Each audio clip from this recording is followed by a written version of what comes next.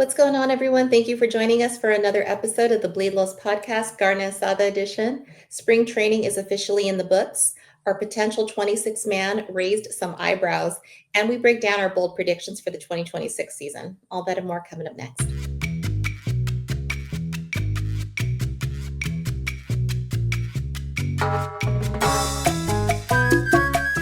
Welcome back, and thank you for joining us. Cody is back. Anthony is in the house. Producer Roger is at Dodger Stadium getting your clubhouse interviews.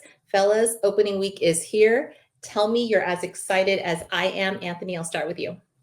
I am. It kind of feels like, at least for me, the two best days of the year are probably Christmas Day and opening day. I feel like this has to be one of those like national holidays where I feel like it's been a bigger thing when I was in college because I had the liberty of basically watching baseball all the time, any day of the week. And now that I work and I'm in the real world, it's kind of hard to kind of like sit down and enjoy an opening day slate. There's a lot of good matchups, but I'm going to be tuned in for the Dodger matchup later that day. Oh, yeah. Cody, do you concur? Is it like Christmas Eve tonight? Yeah, everything spring training's it's cool and all, especially towards the end when you get the spring breakout game. You get a couple other, prospects that you get to see make their way to, Angel Stadium or Dodger Stadium for the Freeway Exhibition Series. But other than that, I think for all of us collectively, we're ready to get started for the regular season. And then honestly, once, that first month or two get, rolling, we're kind of hoping to get to the mid part of the season, then to the last part, and then to October, and then hopefully we can go on this three-peat here. But yeah, I think there's a lot to be excited for, especially last year and then coming into this year. You got opening day, you got ring ceremony, you got the banner being hung, you got the gold jerseys. Clayton Kershaw will be there. All the festivities are going to be taking place for the next couple hours. So it's a very exciting time, especially to begin a new season. Kind of miss the three of us talking about games. It's been a while since we've got to go play by play and talk about what we saw from Shohei or Yoshi. So it's going to get exciting this week. But yeah, I know that Cody, you got a chance to talk about this with Vince as far as the WBC in the last episode you did with him. But Anthony, I have not got your thoughts on the winner because the last time we filmed, it was the night before Team USA played Venezuela, and I guess it wasn't Team USA. Venezuela took it all, and it was an emotional one for them. What did you think of the finale? I enjoyed the WBC for what it was. It was a nice little competitive baseball for like about a 2 week stretch, maybe two and a half. Disappointed in the way the U.S. lineup kind of went out. I was kind of expecting a lot. We kind of all thought when Harper hit that home run, like, oh, here it is. Here's the momentum shift. They're gonna just go on and win the game. But I don't know. It never clicked for them fully offensively. I feel like there was a lot to be left desired in that lineup. So hopefully it kind of like wakes them up. Next big tournament for the U.S. will be the Olympic Games in L.A. if they're allowed to play with major league talent. If not, they're gonna have to wait 3 more years for the next iteration of the WBC. Gosh, I'm going to miss talking about it so much because we've been talking about it for like a year, Anthony. But yeah, I guess one of the teams that did qualify was the Dominican Republic. So we should give a shout out to them because the Olympics is going to be that much more exciting having them in it. But yeah, it was an amazing tournament. Yeah, I was disappointed because you saw in my text chat that I really did think once Harper hit it, it's like, yeah, we got this. And then I ended up being very wrong. But it just goes to show that you can have a super team and still not win. And that just kind of takes me back to the Dodgers. People think, oh, you can just, have a team full of, all-stars and MVPs, but it doesn't mean that you are unbeatable. And Venezuela proved that. They were amazing. So congratulations to them. But yeah, let's turn our attention to spring training being over. It's done. As of a few minutes ago, they wrapped up the Freeway Series. Maybe we didn't dominate tonight. Shohei was on the mound, and we have a lot to be excited about with him, but we didn't end up winning that game. Doesn't matter. We dominated Cactus League play. Cody, what was the final score? What were your standouts from camp? We won how many games? Yeah, so we had a couple ties during there, 20 overall wins, 9 losses, spring breakout win as well. So our prospects took care of business. But I think this is the second time over the last 3 or 4 years that they actually have won Cactus League play. They did so in 2024 as well. 2025, they had a decent record as well. Obviously, back-to-back years, it was cut short because they had to go overseas to, start the regular season in Tokyo, Japan, and then Seoul, South Korea. So yeah, it just goes to show the Dodgers organizational depth.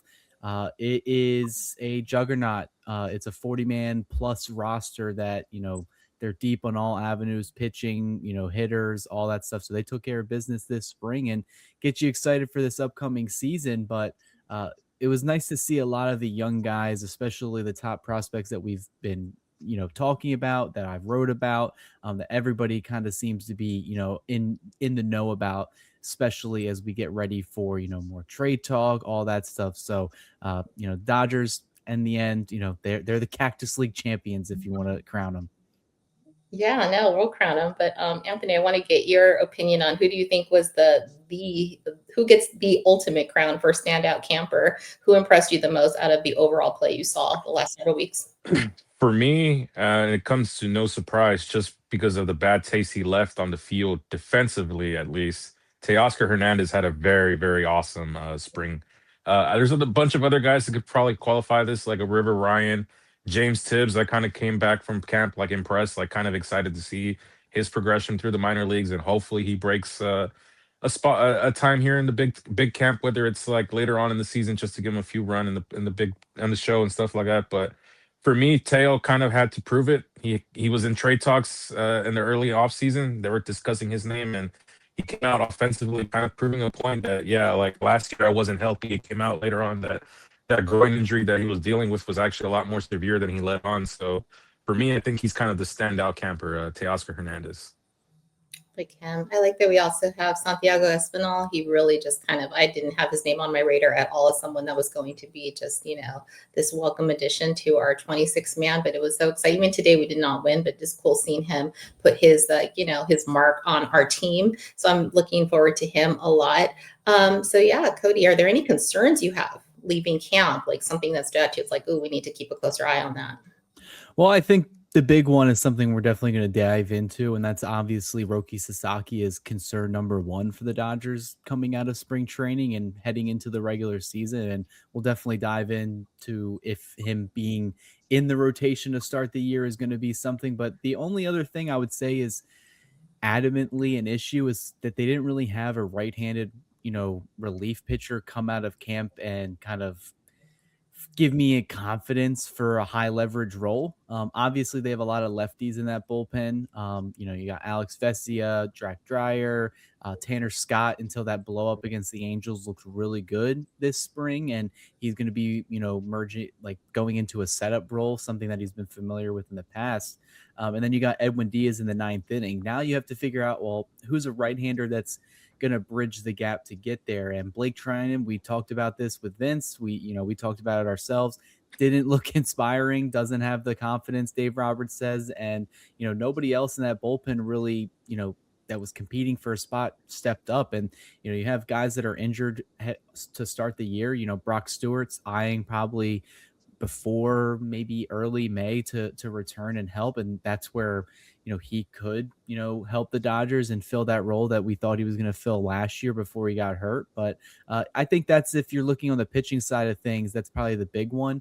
Offensively, they looked great. I think the biggest, concern coming into camp was, does Teoscar Hernandez look great? And Anthony already answered that. He had a really good spring training this year, top to bottom, 1 through 9. And then you even look at their bench, it's a very solid roster coming into the season. Probably the most confident I've ever been of a 26-man roster where there's really little to no holes, despite what a lot of people, our opposing fan bases on social media would like to say, where that the Dodgers are ultimately, flawed and extremely beatable no matter what the metrics say. But I think this is a really good team. I think they have a really good shot to, not only just win the NL West again, but obviously go a lot further than, what they've done in the past. Yeah, people love to hate us. And I think that they're going to, come at us all season long. I'm used to it. I'm building my armor because I don't think I hate it enough to my full potential. And I think I'm going to really just try to outdo myself this year. And I'm going to give it right back because, it doesn't come, guarantee that we're going to three-peat. We want to, of course. We're amazing, an amazing team that is a back-to-back champion. But I really think that we're in a good spot, but nothing, like you say, is just an automatic. But one thing that did concern me this week, you guys probably saw it in the news cycle, was a couple days ago, foul territory.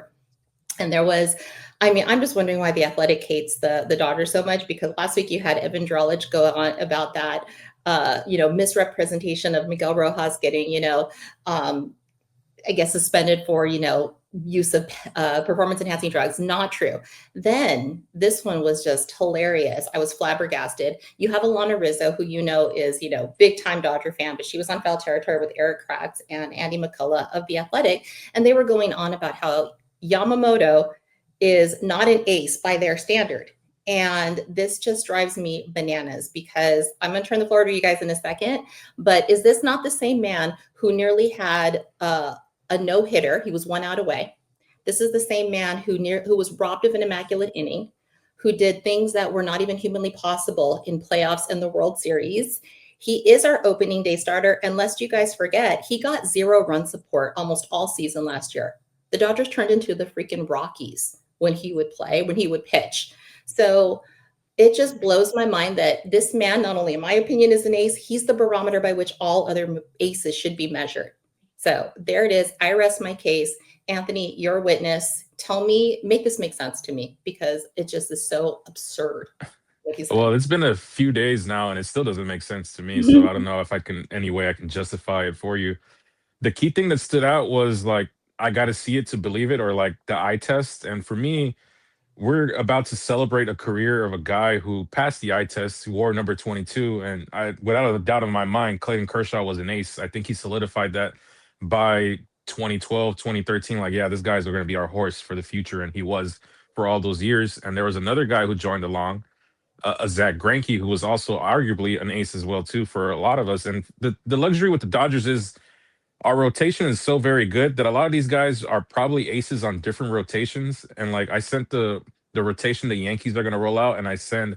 You think Yamamoto's the ace of this rotation right now, because it's kind of like Max Fried and friends. That rotation's kind of suspect, and a lot of these other teams as well too would die at the chance of having a Yamamoto be their number one guy. They just talked about it on the broadcast earlier. Robleski, who's probably he's going to be our long guy, who probably is the 4th or 5th option in most rotations. If he's not here, kind of like stuck behind a lot of guys on the current Dodger rotation. And when I look at Yamamoto, the whole eye test argument, okay, we can put that to the test. I look at the postseason last year. I look at game 2, complete game.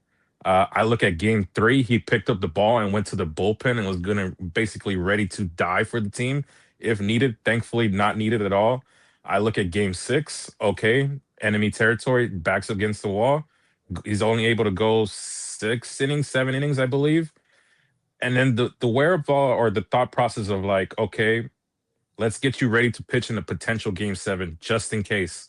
And what ends up happening, his number is called and he goes for 2.2 innings and finishes it off for us. So the whole argument of he's an ace, he's not an ace, I just don't get it. Like the other argument that kind of is annoying is like innings pitched, the barometer being like, okay, he has to reach 200 innings, but I think he pitched 173 around that range last year.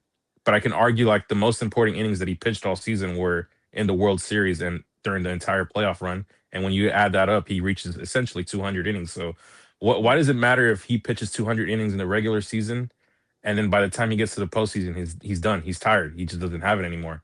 I guess I've been traumatized from seeing an all-time great pitcher in Clayton Kershaw pitch close to 300 innings, and by the time we have him in October, he's exhausted because he's been carrying the rotation and he's been carrying, unfortunately, back then all those years, very bad bullpen options that when you looked in there, you're like, well, how are we going to get to Kenley? Because that's the only guy that we trusted in that situation. So I don't know. It felt like it was rage bait. They successfully rage baited me. They successfully rage baited you guys. My friend group chats as well too have been exploding over like the past couple of days as well too. So I don't know. I guess it was just a way to get some views and clicks, because for me, when I see Ace, I look at Yamamoto and he's our top guy. Oh, it was rage bait. I mean, Alana nearly fell off her chair. I mean, Cody, would you agree? I mean, I can't understand how somebody who, reports on baseball, I mean, even who even watches baseball could see for themselves, this guy is a total ace. What do you think? Yeah, I think it's definitely along the lines with Anthony kind of alluded to, where they wanted to put it out there, get the clicks, go on foul territory, plug the article, which, I did read the article, and I think At first, I thought they didn't include him on the list at all. And I was like, well, what are we doing here? You're telling me he's not a top 20 pitcher? But no, they had him towards the top. They just didn't have him as, the cream of the crop, the best of the best. I think they only kept like 3 pitchers in that category. I think it was like Garrett Crochet, Scooble, and Paul Skeens, which, even having Crochet that high, going with the innings pitched, argument doesn't really, make sense for that category as well. And Andy McCullough's a smart guy. He used to write for the LA Times. He's the lead writer on The Athletic. He wrote the Clayton Kershaw book that, is one of my favorite reads.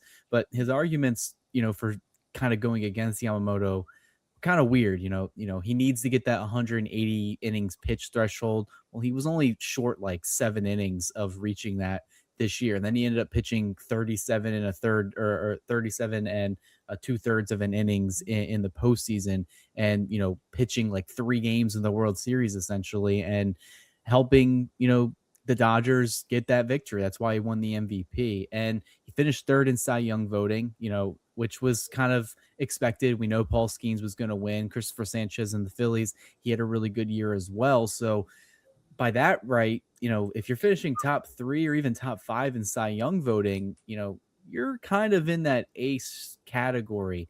And he would have probably been in it last year or in 2024 had he not just been injured for half the year. And that's kind of gets you to the point where Anthony brought up. The Dodgers are kind of in a situation where they have so much depth that regular season metrics and stats, like stat padding, just isn't going to be a thing that they're going to focus on this year or probably for the foreseeable future. And that could frustrate some of the players on the team, but that's where, you got veteran guys like Miguel Rojas, Mookie Betts, Freddie Freeman. They got to buy into the Dodgers. They got to buy into winning. And if that means, sitting on the bench here or there, going on the injured list to rest up and return for the second half, like Blake Snell or Tyler Glasnow or any of these other guys, they would probably trade that for a World Series win regardless. And I don't really think we're kind of in an era of baseball where it's very rare to get 100 innings pitch. It's very rare to get 30 starts out of a guy. And Yamamoto did almost both of those things. He got 30 starts, was just under it. You mentioned the no-hitter he almost threw. So I think it's fair to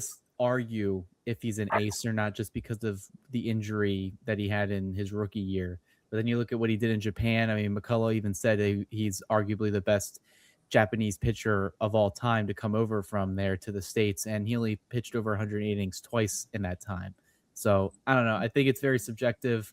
I would argue that he's an ace. I definitely think if he does what he did last year, this year, I mean, it's pretty much a foregone conclusion at that point that he is an ace. He's the ace of the Dodgers staff, which is arguably the best and deepest rotation in the sport. So that's where you should put your money where your mouth is. Yes. So yes, I think that says it all, because I also think in terms of just in general in professional sports, the playoffs are always a different beast. And when the lights are the brightest, that's when the pressure hits the most. And even the best players you see in the regular season in any sport don't always perform that way in playoffs. And Yamamoto clearly shows that he has the presence of mind to, perform when the pressure is, look what he did, Game 7 against the Blue Jays. The Blue Jays didn't let us just have it. That needed to be that way to the very end. So Yamamoto, you're an ace, whatever, doesn't matter what anyone says. That's your crowned.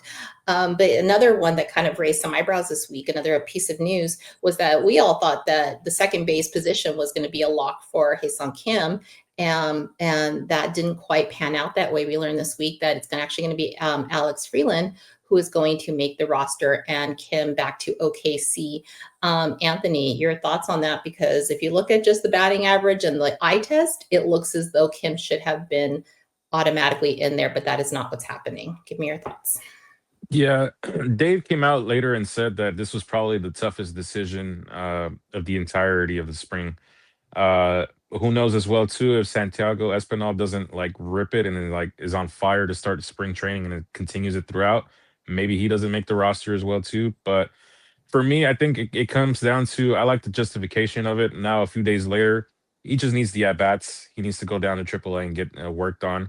It doesn't help that he came back from Team Korea hurt as well too, and that they kind of like dinged it against him that he went over there and participated. But for me, if he's gonna play every day and OKC, and he comes back and he showed it last year that he can produce in AAA, and he's on fire. It pretty much easy justification to bring him back up.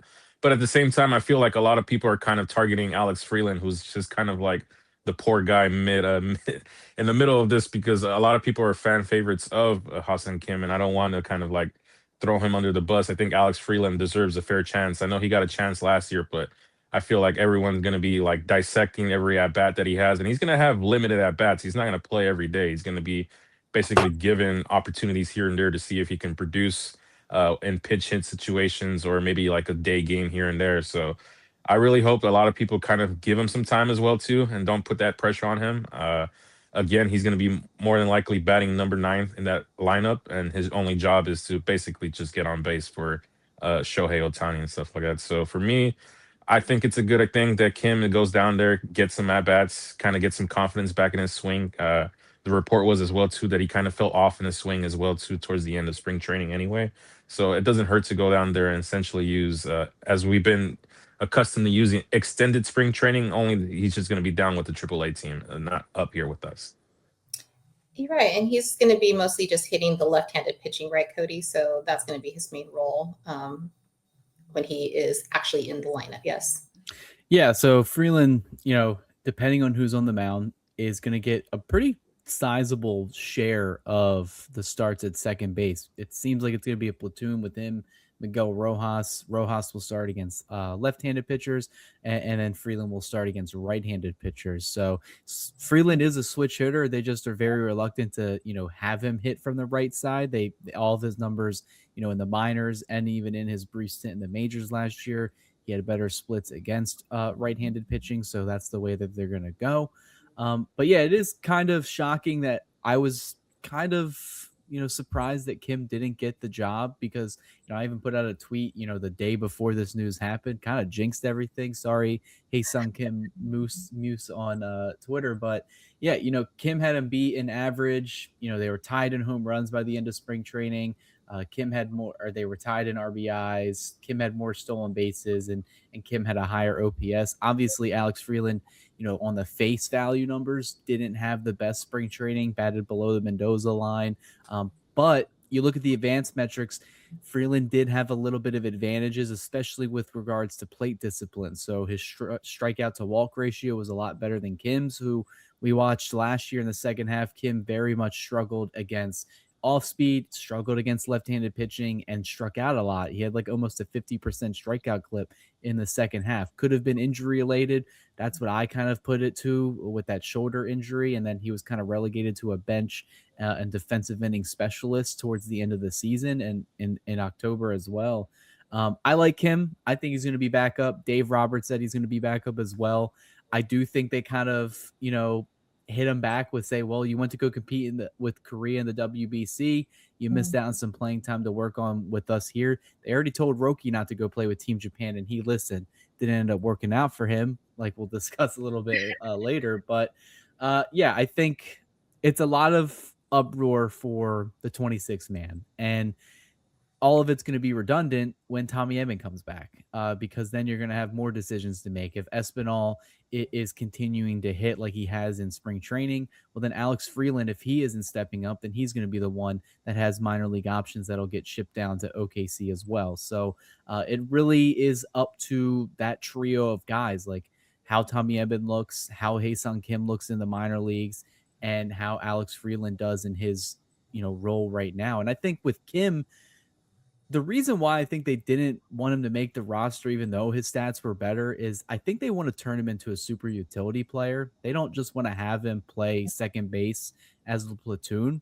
They want to get him to play shortstop. They want to get him to play second base. They want to get him to play center field. And I think they're going to give him a lot of runway to work on that in the minor leagues. If you've seen Hyeseong Kim, he's one of the most athletic body types in the majors. He's literally just pure muscle. And I think it would just be wasted to just have him be a platoon player at second base right now. And, he signed here with the Dodgers. I remember last year when I wrote about it, he had other opportunities. I think one of them was with the Angels, where he could have had a clearer path to the major leagues. He opted to sign with his favorite team growing up. and that was the Dodgers, and he knew that it was going to be a challenge. And kind of it's up to him. It's the ball is in his court to make those adjustments and then be on the fast track back to the big league club. Yeah. Nobody wants to be on the Angels. Just ask Chris Taylor. So he made the right choice and he'll be fine. But so I guess one of the other big pieces of news that we want to definitely talk about, and you brought it up just a few seconds ago, Cody, is that Dave Roberts gave us the kind of the way the rotation's going to line up for the coming days, because on Thursday we have opening day, and that's, of course, it's going to be Yamamoto, no doubt there. And then it's going to be Emmett Sheehan. So Sheehan's going to go next on Friday night. Then we're going to have Tyler Glasnow, who just dominated. He had his 11 Ks on that nasty curveball. He's going to be great. And then it's lined up for Roki Sasaki to start the next series on Monday, followed by Shohei Ohtani with I guess a piggyback, right, Anthony? Justin Robleski, we were talking about that last week of who would piggyback, but it looks like it's going to be Justin Robleski. So Anthony, start with you. What are your thoughts on that rotation? I like the rotation. I'm actually surprised Sheehan got the second game, considering what Glasnow looked like last night. He looked pretty solid, but it gets scary after number 3 Glasnow, and it basically relies on Roki, and I feel that's where Robleski is kind of going to be piggybacked into it. Because Shohei looked really good today. The pitch count just went up because he struck out all those guys, but after that, I wouldn't mind going straight to our bullpen and not piggyback it, because I'm very scared about what Roki has looked like the entirety of spring. Basically, there's times where he looks like, yeah, this is the guy that's going to be the top, like, next level ace for the rotation, and then there's nights like yesterday where you're like, oh, this was really bad. This was very, like, ugly. And we talked about it in prior shows. He's not going to have the luxury of, like, what they did in spring training, like, where you see the innings getting out of hand, they'll pull them and then they put them back into a fresh start the next inning. Once the season starts, like, you got to figure it out, or else it's going to be, like, over, basically, and you're going to set back the team. He's going to have a long leash. I'm interested to see how long of a leash he has. Let's say he has a good first game and he goes through 4 innings, hopefully 5. But in the next game, he goes out and he only goes through 2-3 innings. Like, what is that, like, level of, like, rope the Dodgers give with them? And I feel like, for the most part, I think it's just a mental thing. I feel like last year it was like, okay, just take the coach's advice. I know he's still developing his third pitch and other pitches, so on and so forth. But again, it comes down to major league players are not going to respect your other primary pitches if you can't locate your fastball. And that's kind of where it's come down to. He's not locating his fastballs effectively. And I feel like, again, they're not going to respect you if you can't locate that, because now they know that the only other pitch you have is the splitter, and I'm not going to chase your splitter. So for me, he just has to figure out a way to limit the walks and hit by pitches. But for me, that's kind of the one noticeable scary part of the rotation is when he gets to the ball, basically. It's terrifying. It's like once it starts like going off the rails, it just keeps on traveling. And my concern is the ripple effect that this will have on the bullpen, because we can't start off the season with Roki, having an inning like this. We have to pull him in the first. You don't get to put him back out there after spring training ends. Like, it's done. We go to the bullpen, and look what happened last year. We overtaxed them, and that's going to have adverse effects down the line. So yeah, Cody, if you're the front office right now, you're seeing this. I mean, what conversations are you having about Roki? Because I mean, they have to be seen, this might not be the long-term solution. Yeah, I think the benefit for the Dodgers is that they got him basically on a minor league deal, where he has minor league options. He's under cheap team control for the next, 5 seasons. So he's not getting like a contract like Yamamoto, where they would be kind of kicking their heels if they had to pay him, $30+ million, and he's given these performances. No, he's making league minimum, and I think the Dodgers are okay if they eat that, and if they have to send him back to the minors. Vince always is saying, at the end of the day, if you took what Roki just did last year and he didn't have a good career, you would say the Dodgers still won that contract because of what he did last October. They got just enough out of him in a relief role, which, I'm starting to believe could be in his future if he doesn't develop that next, third or fourth pitch, or if he can't control his fastball. We saw him have success in that role last year. He wants to be a starter. The Dodgers have promised him that opportunity to start. I do think it's a little unfair, because I feel like if his name wasn't Roki Sasaki, he would probably be in the minor leagues right now, being, having to work through things. And someone like River Ryan or Justin Robleski would be in the rotation, not just to piggyback or starting the year out in the minor leagues. And, I think it's also similar to with Freeland, where Sasaki's opportunity really just arose because of injuries. If Sasaki had this kind of performance in spring training and Blake Snell was healthy, Gavin Stone was healthy, they wouldn't be, in this opportunity right now. So we'll see what happens. I think the Dodgers leash has to be very short. If he has one or two blow up starts in April, you kind of have to pull the plug quick, get him to the minor leagues, get him to figure things out, and then shoot for either May or June for him to come back up. But the Dodgers, they have enough depth. They have a good offense. They have a good bullpen. But like you said, Drea, you don't want to overcook that bullpen so early, because that's what happened last year. And we saw how the bullpen looked in October. Dave Roberts pretty much only trusted one guy. That's true. I mean, if you're River Ryan, what are you thinking right now, Anthony? I mean, he has to be like, okay, I should just kind of keep myself ready just in case. Yeah, a lot of these young guys as well too. There's just pressure on them. River Yeah. Ryan's probably looking at this like, yeah, this is a golden opportunity to kind of slot back into the rotation. But at the same time, I agree with Cody's thinking of like his more important innings are probably towards the second half of the season. Don't want to rush anything and kind of give him the opportunity to kind of force himself into it. But at the same time, we have a guy like Blake Snell who's kind of on the mend as well too. So you're gonna have to consider like, okay, Blake Snell's on his way, and if he slots into this rotation as currently constructed, I feel like they might alter stuff and things when he's fully healthy. He'd kind of be the number two guy behind Yamamoto. It'd be Yamamoto, Snell, Glass now, and then after that, I think Shohei, and then the fourth and fifth starting option is kind of up in the air. I like the idea of a Sheehan. I definitely love the idea of a Robleski. And for Roki, it's going to come down to like if he can figure it out. Again, it's crazy to kind of have this pressure on him. He is only 21, maybe 22 years old.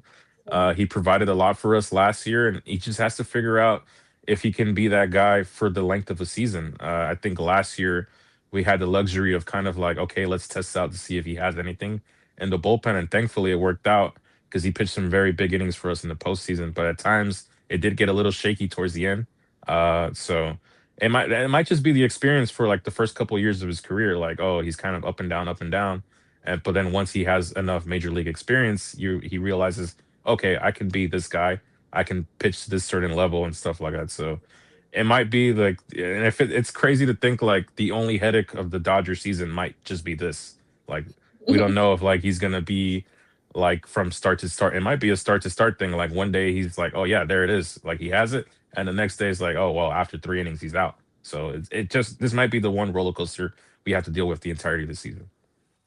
And if it is, how spoiled are we that we're just nitpicking these tiny little things when, any other fan base would be so happy to have the problems that we have.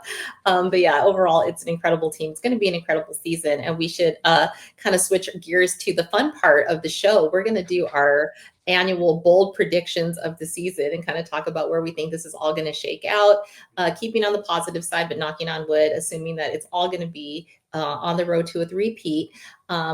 Yeah, I think it was, saw this week on, I can't remember which site it was, but that we were predicted to have 103 wins, I believe. So let's see how close each of us is to that.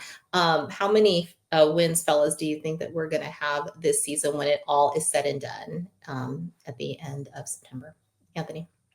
So I take this freeway on the way to Dodger Stadium. It's a little bit above 103. I'm going with 105. I think that's going to be our sweet spot. I do think they're going to take the season very seriously, but there's also going to be opportunities where they'll see like, okay, like, hey, Freddie, like take a week off. Hey, Muncie, like take a week off kind of deal. They're going to like, again, the term that's being thrown around is slow play it. They're going to slow play it. They're going to be smart about it. They're not going to chase a game.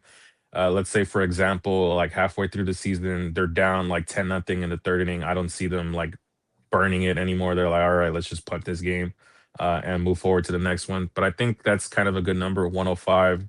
I think that's enough to win the NL West. That's enough to have the best record in the National League, and hopefully the best record all throughout baseball, because I do think on the American League side, the division of death, the AL East, there's going to be some teams there that are going to be competing for the top record as well too. Yeah, Cody, do you have the over or under on 105? We haven't seen a team over 100 in a minute. Yeah, I actually I've been going back and forth just because, you think of the load management, you think of the early conundrum they have with Roki Sasaki, not fully built up, not confident. So could that potentially be early season punt games if they get really down and deep in a ball game and they don't want to burn their bullpen? Could they just be saying, you know what, we're waving the white flag? So I think you could see a couple early season losses. Last year, the big reason why they didn't get to 100 wins was because of their bullpen. I still think the bullpen could be somewhat of an issue depending on how much they are overworked in the first half of the season. I still think they get less than 100 wins. I think there's too much competition in the National League. And I think they will kind of read the room and not push themselves to kind of get to the century mark and wins. It could still just happen with them just showing up to the ballpark like it did in 2023, where I didn't think they were going to get 100 wins and they ended up finishing straight there at 162. So, yeah, I'm still just going to say I'm going to be a pessimist and say under, but I could definitely see them running off for like 104, 105 wins. My perfect scenario for the league is I don't think anyone gets 100 wins this year. Oh, I'm going to say 95. I don't know why I'm feeling that, but I think they're going to hit 95, or I think they're going to make sure that they clinch the division, set themselves up for that, and then they're going to rest it out and not go for that 100. Hope I'm wrong. It'd be kind of fun and exciting to see a 100 plus win season, but I think it's going to hit the 95 mark. Okay, so biggest threat. We talked about some of the teams that you saw, or that you think are going to come up and fight us, fast, hard, and mean. Who's our biggest threat to a three-peat, Anthony? See, the cliche answer here is like, oh, the Dodgers, because like injuries and stuff like that. That's the first thing that came to mind. But if I had to pick a team in the National League, I think the Cubs might put up a fight this year. And I like what they did last season. Unfortunately, they ran into a playoff rival in the Brewers, who was also in their division. So they kind of ran into someone that kind of knew what they were doing and stuff like that. I like PCA, even though he doesn't like me as a Dodger fan. I like the rotation. I know Seiya's hurt. He got hurt in the WBC, but it shouldn't be that thing. But for me, I just feel like I think this is the year the Cubs kind of take a step. I like Michael Bush as well too. Sad he's not with us, but he's kind of killing it there with them. So I feel like the Cubs will be a threat for us, but I don't think to the point where like they actually like beat us in a potential playoff series unless there's like catastrophic injuries on our side. Yeah, PCA thinks you're just there to be seen, Anthony. So, Yeah, I take selfies and I drink micheladas that are probably way too overpriced. Oh, I'm going to be the one posting that. There's a I saw it's going to like that Jim Beam pineapple Dole Whip. That's going to be me, even though I hardly ever drink, but I will buy one just to take a picture with it. Cody, who's our biggest threat in the three-peat? I'll go to the cliche one, kind of by where, my hometown is. It's still the Phillies, in my opinion. I know they didn't do much this offseason, but you look at their starting rotation, they're going to get Zach Wheeler back. Even though he had thoracic outlet syndrome, he got the less severe one. He's already pitching rehab games. He'll be back in probably late April, early May. And then you got Christopher Sanchez, the left-hander, and then you got Jesus Luzardo, another left-hander. I think any starting rotation staff that goes up against the Dodgers and has elite left-handers to kind of throw at them is going to give the Dodgers problems. The Phillies gave the Dodgers the most problems until the Blue Jays, which even so, the Blue Jays series, it was kind of the Dodgers' ineptitude on offense and then playing that 18-inning game, feeling flat the next day. I still feel the Philadelphia Phillies will give them a good fight. They also have like the most to lose coming into this year. They haven't won with their current core. Bryce Harper looks miserable. He wants to win a World Series. He wants to be called elite again. I think that's going to be a team where I think they're destined to face each other again. I hope it's not in an early postseason series. I kind of want to see some theatrics in an NLCS showdown, but more odds are looking they'll probably just avoid each other like they have the last several years before this past season. I have no idea who it's going to be. I kind of tend to agree with the Phillies in some way because I do think that they're at that window when it is closing and it's closing fast. But all I know is it's not going to be the Padres. So there I am hating. Anthony, who is your bullpen dog of the season, our resident bullpen dog expert?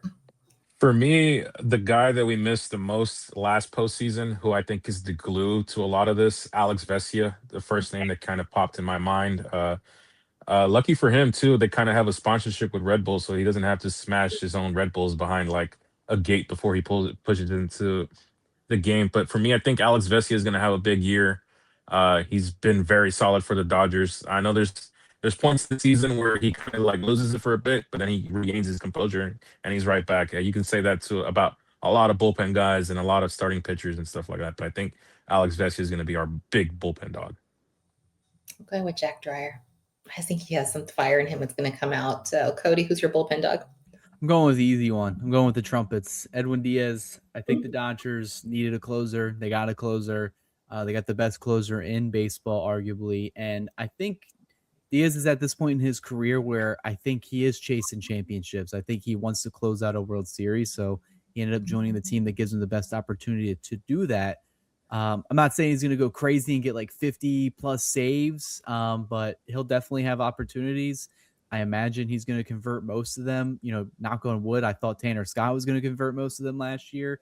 And I know Diaz got hit around the other day, but I still think, come this opening week, Diaz entrance with the Trumpets, we're going to be seeing that a lot at Dodger Stadium this year. I think he's going to, while you got the other guys like Vesia, Dreyer, some of these guys that have stepped up in the past, I think Diaz is just going to slot in seamlessly in that 9th inning role. He's so cool. And any player that can have the stadium install ribbon lighting, which we're going to start seeing in the coming week, is like, that's just so going to be so sick. So I cannot wait to see the whole effect show with Timmy Trumpets and the lighting. That's going to be amazing. All right. So we are going to have to choose our MVP of the team. Obviously, I was going to say Shohei naturally, but let's try to stay away from Shohei. Who's the team MVP, Anthony, at the end of the whole, when everything's said and done? The guy behind the plate, Will Smith. I feel like this is going to be a big year for him. He kind of gets overshadowed in the best catcher in baseball debate. But I feel like last year he would have won the batting title if it wasn't for the injury. Came back, had some very big hits in the Philly series, some very big hits in the World Series. And I feel like this is kind of the year where he kind of finally solidifies that, like, this is the best catcher in baseball, plays for the Los Angeles Dodgers. And his name is Will Smith. 100%. And I loved his commercial with his bobblehead coming up. That was so cute. So Yeah. that was too funny. Okay, Cody, MVP. Yeah, I think the cliche one's Ohtani. But I think if you look at the lineup and the way it's constructed, there's like two guys I want to say. One of them just because I want him to have a bounce back year, and that's Mookie Betts. But I think realistically, I think Kyle Tucker is probably going to have the best year of his career.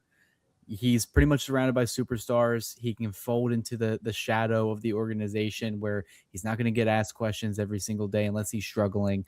He's not going to be at the forefront of social media. He's not going to be at the forefront of fan discourse online. He's kind of just going to blend in and do what he's done. And, one of the conversation starters throughout the entire winter, especially when he got the contract of $60 million per year with the Dodgers, they were like, well, he's not a superstar.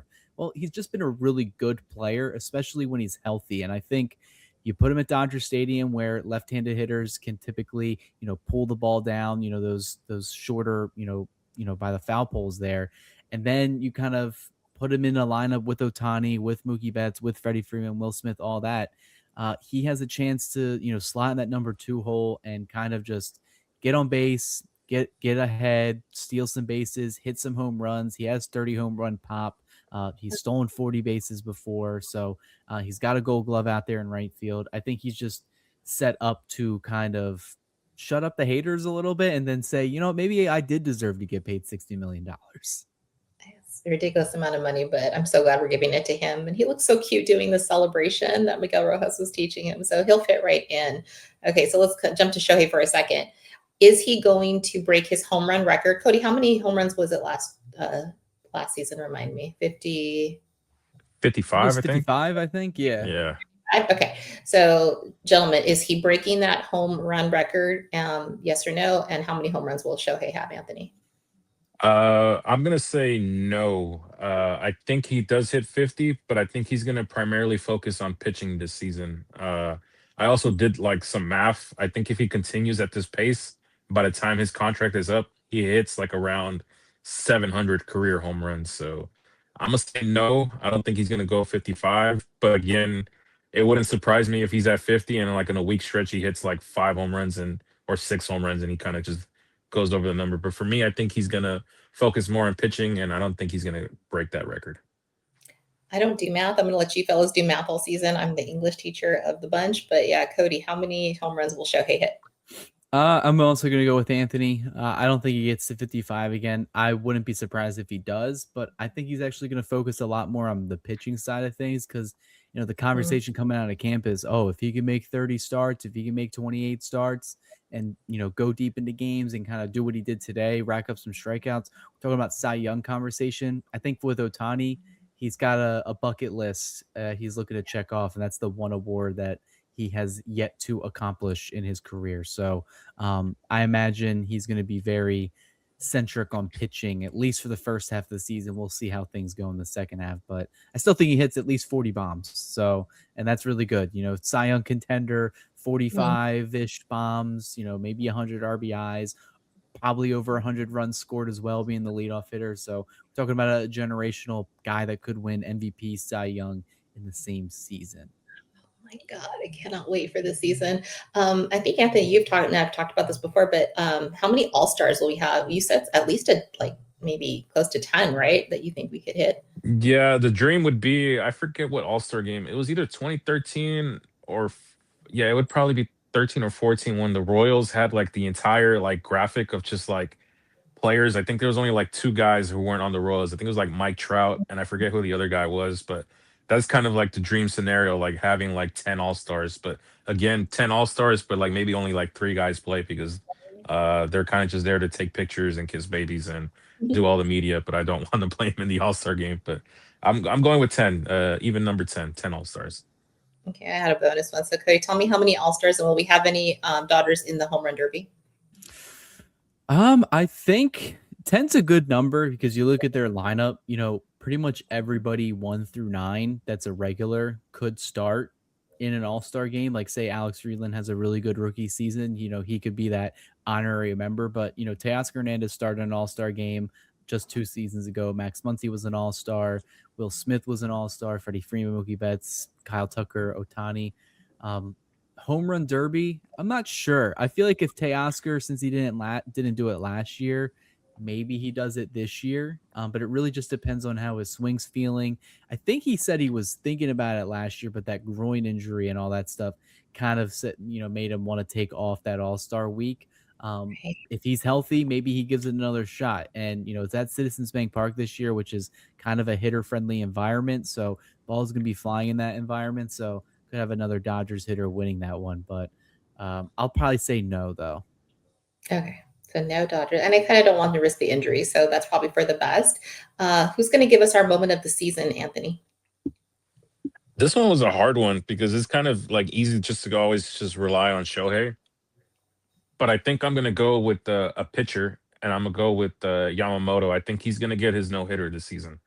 This it feels like we're kind of been like circling and circling and circling, came very close, but I feel like he's gonna Yes. have that moment where he's like, yeah, he's unhittable. The dream would be a perfect game, but that's a lot harder than a no hitter. So I do think he's gonna get his no hitter. So I think he'll finally accomplish that at least here in the major leagues. I can't wait to see our text chain when that's about to happen, but we actually don't want to say it, so we'll just talk in emojis the whole time. Cody, who's our moment of the season? Yeah, I think Yamamoto getting a no hitter is definitely up there on what I kind of expect to see to happen this year, and then kind of solidify that ace conversation. But I'll go with another one with another star player cliche. Otani hits a cycle. Oh, that would be awesome. Oh my God. Yeah, that would, I'd cry. I know I'd literally cry. I hope I'm in the stadium when it happens. It's like one of my bucket list to see that live. So hopefully Ohtani Yeah, I does that. can't remember I think the last Dodger cycle was Bellinger in Bellinger. 17, and that was Yeah. in a away ballpark. So I definitely want to see Otani do it at home if he does it. Ooh, okay, I'm gonna add a bonus question, Nina. So let's pretend they're winning the World Series. So knock on wood somewhere. Are we gonna win it at home? This wasn't in our rundown, but are they gonna win it at home this season? If we Third do. time's a charm. I would say yes. They haven't won at home since what, No. the 60s? Yeah, that's the last time they won it at home. Yeah, so I think there's a part of them that I think when I was looking at interviews is that they like winning on the road just because they kind of like silence the crowd. They get to celebrate. They had 2 World Series lost on their home turf, so they kind of know how it feels to be on the other side of that dugout. But I Mhm. think the environment of winning at your home ballpark is just it's just ungodly, and the pictures, all that stuff. So I hope if they pull it off a three-peat, I would hope it's at home. Okay, Anthony, same question. And then add on who will we face in the World Series? Are we winning at home and who will they face? I don't think we'll be winning it at home. Just because I feel like I don't. I just feel like there's going to be someone on the American League side that's going to win a couple more games than us, and they're going to have home field advantage. And for me, again, it almost lined up perfectly. Just Seattle almost making the World Series, and I do feel like it's kind of like written in the stars that I'm not going to be allowed to go to any family reunions up in the Pacific Northwest because I think the Dodgers are going to take care of business and probably beat them in 6 games. And I really do like their team. It's between them, and I think a rematch is kind of on deck as well too against Toronto, just because Toronto's a very very good team. I know Trey Savage went down with an injury, but uh, for me, I'm gonna be a homer and pick the Mariners. I think we'll be facing them in the World Series, and we'll be whooping that ass in 6 games. That's for my family who watch this podcast, and I'll get a lot of texts later on in the morning. Cody, do you agree? It's the Mariners to watch out for? Yeah, actually, it was a surprising one. Kind of gets a lot of hit back, but I've seen some, of the YouTubers that I watch that talk baseball. I kind of predicted it. I think I put it out like a month ago. I think it's the Tigers. I think they put all the chips in. They keep Scooble. They got, Framber Valdez as the 1-2 punch. I think if you don't trade Scooble, you have to go all in with him this season. They have a really good young core. Their shortstop was one of the top prospects. He made their opening day roster this year. So I think if it's right now for the Tigers, there's an argument to be had that if they kind of got past the Mariners, I thought they probably would have taken care of business against the Blue Jays, especially with Scooble possibly starting 2 or appearing in 3 games like Yamamoto did in the World Series. So I think you kind of just got to burn his arm off, go with that starting rotation that they have, and kind of a classic lineup of 2 historic franchises, the Dodgers and the Tigers. I won't give you who wins, though. We'll wait until that actually happens. I always do it every year. I'll say that they're in the World Series, but I'm not going to say that they're going to win the World Series.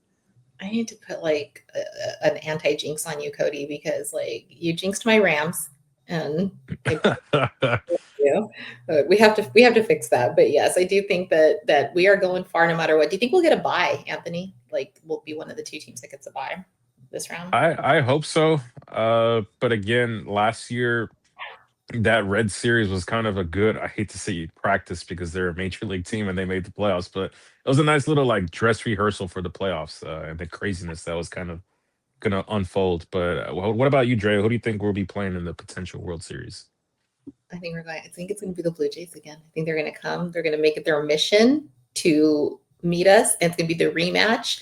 And everyone's going to hope for that 7-game series that we had, because I mean, are we ever going to see something that amazing again? But it is not going to happen. It's going to fall flat. We are going to play the Blue Jays, but no matter how it shakes out, we're going to win at home, and Drea is going to be there. So I'm manifesting that. I've thought about this, you can tell. So yes, definitely think that it's going to be them. We'll see who gets the closest. And final question, boys, is it going to be the offense? Is it going to be the starting rotation or the bullpen that carries us through the season, Cody? I think it just depends on what time of the year. We saw last year in the second half, the pitching kind of carried the team, and then the offense in the first half carried it. You look at 2024, the offense carried it from the start to finish, including in the postseason. I think this time the offense just looks so overwhelming. I kind of feel like they just put it all together. Offense, pitching, defense is okay. As long as they can stay healthy, they're kind of just going to run the league for the most part, especially if they can get to October. I like them in any, series or whoever they would match up against, even if it is like a Phillies team that has really good left-handers or a Tigers team that has, a Scooble that's, leading the charge. But I'm going to still say the offense, because at the end of the day, you got to score more than the team you're facing. Do you agree, Anthony? Is it a team effort, a group project, or is one going to go above the rest and carrying us there? For me, I like the offense a lot. It's just a juggernaut from 1 through 9. But I'm gonna actually go with the pitching staff. I do feel like the combination of young guys that we have that are hungry and ready to kind of compete and earn roster spots, along with the veteran guys and guys who are solidifying themselves in their careers as well too, like a Yamamoto. I just feel like it's going to be overwhelming. The pitching staff was one of the main reasons we even won the World Series last year because they were very, very dominant. Considering our offense kind of sleptwalked through the entirety of the postseason, I do think I agree with Cody. It'll be waves. There might be a period of time where like the bullpen's on fire, or the offense is completely just on fire. Like there's guys that we're scoring like 10 runs a game, stuff like that. And there might be periods of times where the pitching staff is like, okay, they haven't allowed a run in like 25 innings. Like what's going on here? Everyone's pretty locked in. So, but I do think I'm gonna give the nod to the pitching side of things. I like it. I like it. And I want to stay with you, Anthony, for a second. Did you see all the food items that we had? We had Roger, we had Alicia, we had a bunch of people from, all the Dodgers communities go out and check out all the new food. It is going to be crazy expensive to go to the stadium this round. I mean, $45 parking, but all that great stuff they have there. So, Anthony, what stood out to you about the food items that you saw? I thought of you when I saw the cookies and cream cold brew. I'm not sure if you like that flavor. It's not drink, but I thought you like coffee. Yeah, I'm a big coffee guy. I don't know if I'll be necessarily getting coffee at a baseball game. Maybe for a late inning game. The first thing I thought about with the Red Bull sponsorship was like, where was this for like the 18 inning marathon game 3 of the World Series? I bet you there'd be a lot of fans Oh, going to the concessions trying to crack as many Red Bulls as possible. And with concessions as well too, I've kind of like I keep it pretty basic. I'm like a Dodger dog at best, maybe some helmet nachos, like because I'm very like I say when I go to the games, I'm very focused in on the games and stuff. There's times where I go to the games and like I go with friends and okay, I'll start talking to them and stuff like that. But for the most part, I'll pick like matchups against like the Padres and like teams where I consider like okay, we might play these guys in the postseason. Like let me focus in on this and stuff like that. The Phillies series kind of comes to mind as well too. I was there for I forget what the game where Anthony Bonda opened up. That's the game I was at. But I was kind of more laser right. focused in. I think I got like a water and like a adult beverage. I won't say which one, and that was it. I didn't get any other concessions because I was laser focused on what I was there for, which was baseball. So it kind of depends if with who I'm going with, and like if I'm there with a group of friends, and like yeah, I'll enjoy the time with them and stuff like that. If I'm there with like a buddy or two, like no, we're focused in on this game, and we're discussing like pitching matchups and stuff like that, and all sorts of numbers like the nerds we are sitting at the game. Nice. Cody, you're not here in Los Angeles, so you can't comment on the food, but you probably saw. But the Habit, if you guys saw, is going to be replacing Shake Shack, so that's kind of fun. I know there's going to be a busy little section over there at Centerfield Plaza. But what did make me think of you, Cody, was because we talk about jerseys all the time. The gold championship merch came out, and I know that you probably have some thoughts on. Now we got a closer look at it. So, what did you think of that? Yeah, I like them. There's really not much else you can do with them. Most teams don't get to kind of pick and choose in a handful of years the makeup of them. So, especially with the Dodgers, you don't want to get too crazy with it. They want to keep things traditional and kind of close to what they currently have. A lot of people are kind of giving the hat flack. I kind of like it. I have one. The yellow, it looks yellow on like Yeah. pictures online, but if you see it in person, it really is like gold and it like sparkles. And I think they did a nice little nod with 2 stars on the side of the LA where it's back to back. So I never really wear those hats, but definitely as like putting them up somewhere on like a shelf in like my man cave, all that stuff. So I think those are nice jerseys, all that stuff. Way too expensive, guys. Fanatics, Nike, you know, anybody that's in office that's running in our economy right now, chill out because $200+. I know Roger was talking about it in the stadium where I think the hat is like $55 online. It's like $70+ in the store. You got to be crazy to buy that and at Dodger Stadium. I'm sorry, but I do like them. I'm excited to see them wear them for the first. I think they'll just wear them for the first 2 games, and then the third game they just go back to the regular unis. Yeah. Anthony, are you getting the jersey? What were your thoughts? And tell me also about while you talk about the back-to-back stuff from Born and Raised. I want to hear your thoughts on that. Yeah, it's been a lot of like bad financial decisions that have been made over the past 2 weeks over here in this household. I ended up folding. I bought a jersey. I bought Mookie's jersey, the gold jersey. I haven't bought the hat. Kind of want to see it in person first, but again, it's getting crazy expensive. I can't even imagine. I know the Born and Raised stuff drops on Thursday by the time this episode drops, so you'll have a day kind of in between. But at the same time, I just can't keep doing it. I can't keep doing it because I'm planning on games I want to go to and stuff like that.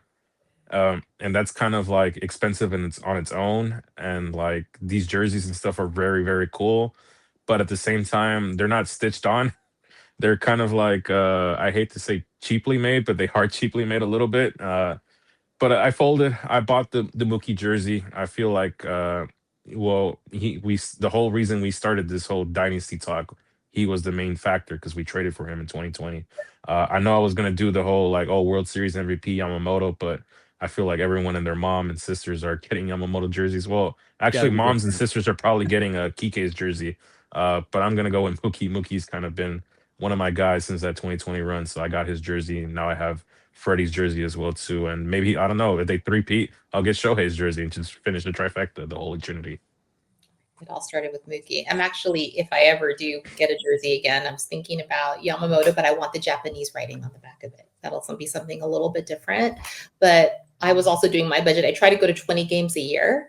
And if I spend too much on merch, I won't be able to do that. So I have to be very frugal. Plus, I'm going to the Hello Kitty night, and that's already dropping a dime because you saw how the cute sweater that they have, and it's a lot. But it's going to be a fun season. We are going to save money, although on Panda Express, Anthony, your homies are going to be happy, right? Because they like to. It's a $7 plate now if we win. Yeah, talk about inflation. It went from 5 to 6, now $7. Next year is gonna be like 8 or 10. But yeah, my cousin Sandy, she's not really a big Dodger fan, but she knows about the Panda meal. So every time she'll send me a message and be like, "Yo, like, did the Dodgers win?" I'm like, "Yeah." It's like, "Cool, can I get my Panda plate?" Well, actually, they were on the road, so you can't go to Panda Express and get yourself a plate. I have friends as well too texting me. They're all upset, like, why did the Dodgers have to win? They're not even playing at home. I'm like, that doesn't affect me. Like, I want them to win every game possible. So, this is actually a great deal. I'm surprised they don't have a little like Panda Express in the outfield, like a little booth and stuff. Kind of get your like your $7 plate on the way out. Can I redeem it now? Like, have dinner as the way, waiting in like 2 hour traffic to get back to my house. But yeah, I love the Panda Express meal deal. It's gonna be awesome, Cody. We got to get you out here to LA to enjoy that because I don't know how you do it out there with some of the weather you deal with, but yeah, it's gonna be a fun season. But yeah, let's talk about the wrap up of the show. I mean, opening day, Cody. Right? We saw some news today about who's going to be, I guess, the opening day. Start throwing out the first pitch. We thought it was going to be Kershaw. It is not. Yeah, it's Magic Johnson. Kind of cliche. Get one of the Dodgers owners, got all the rings of all the teams that he has partner ownership with to throw out the first pitch. I think they're saving Kershaw for that second game. Ring ceremony day. It makes sense. But Kershaw doesn't like to make it about himself, so he could just deny the opportunity to just be with his teammates. So we'll see what happens. But yeah, the festivities are going to be great. I know Roger's going to be there for the games, and we'll have all those videos up on the channel. I will be there too. I'm going to be in my top deck seats. Not going to the ring. I went to the ring ceremony last round, but I'll be at the opening day this round. I think it's on Channel 4, right? For those watching from home, Bob Costas. Yes, it'll be on NBC and Peacock if anyone's subscribed to Peacock. We did with the Olympics. We got Peacock, so definitely going to watch that. Fly over. It's going to be amazing. So yeah, that kind of brings me to the end of my notes. Anthony, final thoughts. Final thoughts. I'm excited. There is a baseball game tomorrow on Netflix. The Giants and the Yankees playing. So if you guys want an early fix of some regular season baseball, that should be a very good game. But other than that, if you don't want to watch those two teams, you can wait till the Dodgers play on Thursday, which I'll probably still watch the Yankee Giants game. But I'm gonna be watching as much baseball as possible the next couple days. Do some math. How many hours away are we, Cody, from that? Don't ask me that. I'm not a math major. I'm very much English writing based like you. So no, yeah, we'll just go with we're about a day away from opening day. Okay. We're ready to get this season started. I feel like we've talked about the off season. We've talked about what they did, celebrated the World Series, and now it's kind of switching gears to now we can start complaining about Roki's next start. Looking at overanalyzing a lot of things and kind of going back and forth with people on social media, which I always enjoy. So we're ready to get it started. hope you guys are ready for my animated text in our text thread, because there's gonna be some. I'm calm right now. I'm not staying calm at all once Thursday rolls around. Okay, Cody, yeah, you've been grinding out with Steve all season getting the articles out, but now it's going to switch to some games. Tell us where we can find your articles. Yeah, DodgersBeat.com. Steve and I, we got pretty much all the latest updates, news, rumors. We kind of rewrite about the visual videos that we put on the YouTube channel. Steve does a really good job of putting those in written format. And then obviously we got Talking Blue with me and Vince. We'll probably have an episode either out, maybe a live episode out on opening day. So definitely want to make sure you keep your notifications on for that.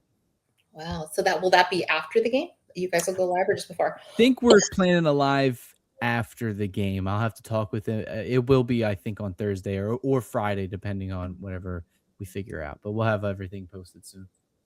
That is exciting. So yeah, definitely check out the Bleed Lows Podcast Network on YouTube, because Roger is our producer is getting all of the behind the scenes interviews, and that's going to continue all season long. We've got reporters in different states for the Dodgers when they travel. You're going to see constant content from, of course, Cody and Steve, and just keep up with us all season long. We're going to do lives, right, fellas? We're going to do recordings. It's going to be a fun season. So we're very excited. Make sure to check all that out. Check out our handles. You can find me, Drea, on Instagram and X at Ravine Queen 1858. You can find Cody on X at SnavelyCody6, and you can find Anthony on X and Instagram at Anthony Acosta _. And until the next show, let's go Dodgers.